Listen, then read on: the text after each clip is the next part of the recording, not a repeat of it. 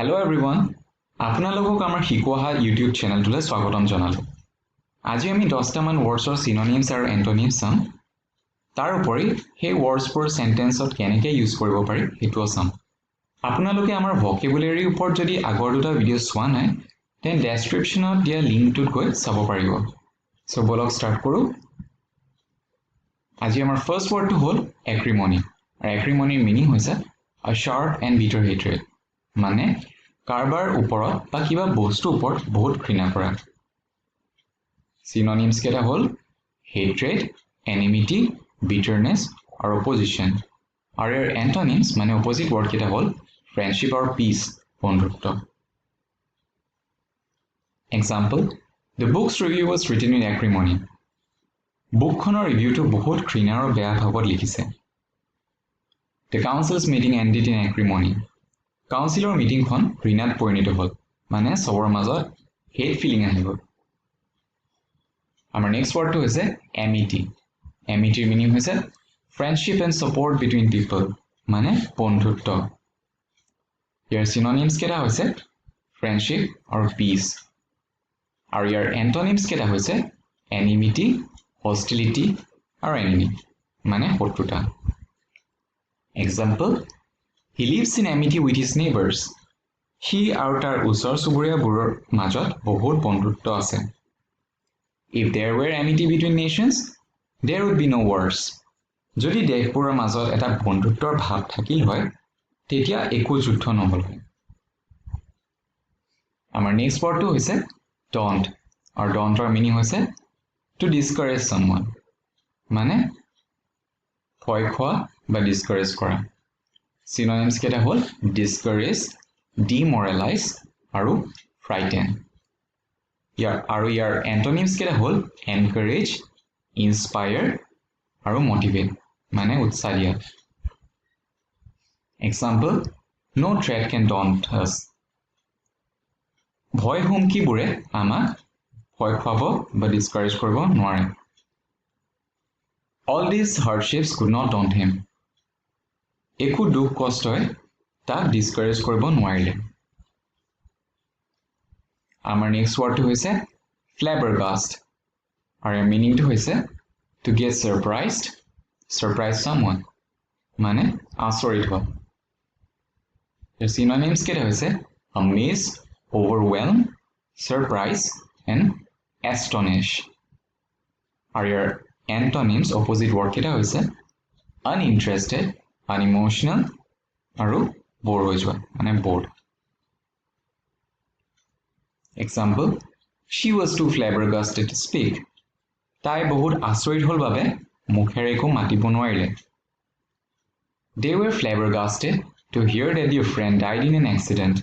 সিহঁতে নিজৰ বন্ধুৰ এক্সিডেণ্টত মৃত্যু হোৱা খবৰটো পাই বহুত আচৰিত হ'ল। আমাৰ নেক্সট ওয়াৰ্ডটো হৈছে forte।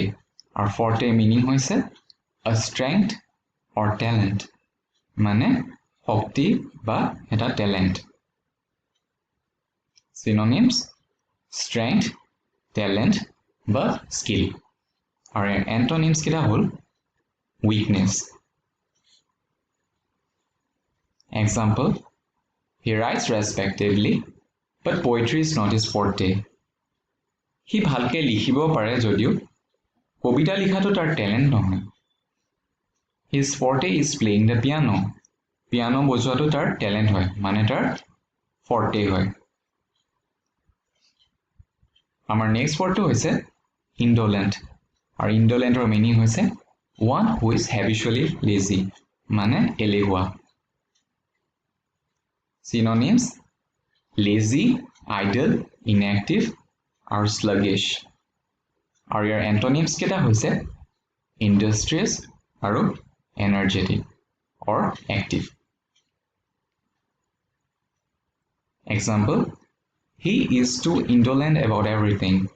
সি সকলো কামতে এলেহুৱা। He was too indolent to complete the project। সি প্ৰজেক্টটো কমপ্লিট কৰিবলৈ বৰ এলেহুৱা হয়। আমাৰ নেক্সট ওয়াৰ্ডটো হৈছে laconic। আৰু laconicৰ মিনিং হয় using as few words as possible, মানে চমুকৈ কোৱা বা লিখা Synonyms concise, brief, succinct and short আৰু ইয়াৰ antonyms কেইটা হৈছে verbose আৰু loquacious মানে ডাঙৰকৈ কোৱা বা বহলাই কোৱা বা লিখা Example He sent me a laconic private message He মোক চমুকৈ মেছেজ এটা লিখি send কৰিলে His presentation was laconic and easily understandable তাৰ প্ৰেজেণ্টটো বহুত চমু আৰু বহুত ভালকৈ বুজিব পৰা আছিল আমাৰ নেক্সট ওয়াৰ্ডটো হৈছে pacify pacify meaning হৈছে to bring peace মানে শান্তি আনা synonyms placate calm conciliate আৰু soothe আৰু ইয়াৰ antonyms কেইটা হৈছে provoke enrage আৰু inflame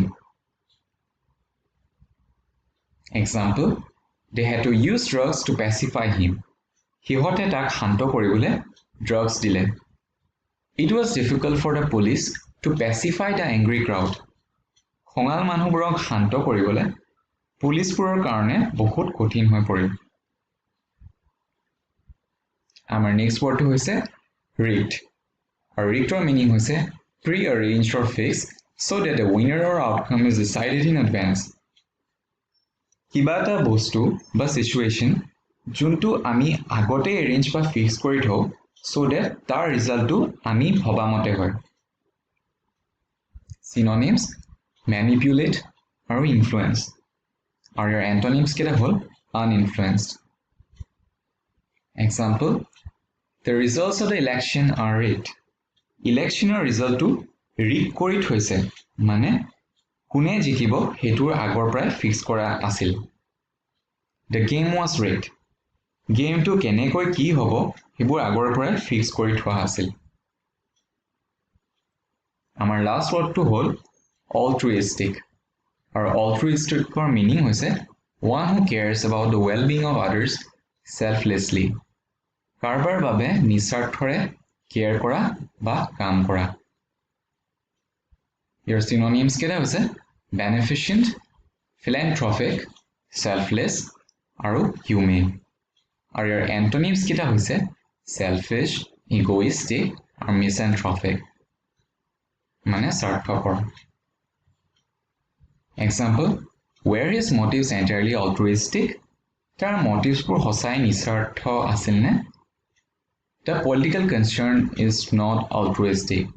ৰাজনৈতিক চিন্তাবোৰ অলপো নিস্বাৰ্থ ভাৱ নাছিলে সো আজিলৈ ইমানে আপোনালোকে যদি ভিডিওটো ভাল পাইছে আৰু ইনফৰমেটিভ পাইছে দেন লাইক এটা দিব আৰু কিবা সাজেশনছ এণ্ড ফিডবেক দিব বিচাৰে যদি কমেন্ট সেকশনত গৈ দিব পাৰিব আৰু এনেকৈ আগলৈ আমাৰ ভিডিওছবোৰ চাব বিচাৰে যদি এটা সাবস্ক্ৰাইব কৰিব থ্যাংক ইউ